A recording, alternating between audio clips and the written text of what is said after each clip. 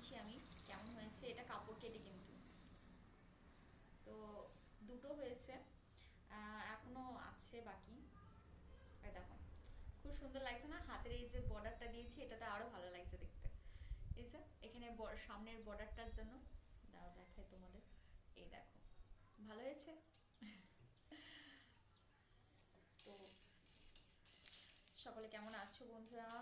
সকাল সকাল বসে পড়েছি মেশিনে কাজ করতে। কাজ তো করতেই হবে, তাই না?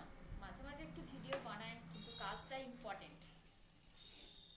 সময়ও পাই না, এক এক সময় পুজোর সময় সময়ই পাইনি। কাজে কাজের এত চাপ ছিল যে, আর রাস্তার ধারে বাড়ি তো, সব সময় গাড়ি যাচ্ছে, এত আওয়াজ, কি বলবো বন্ধু।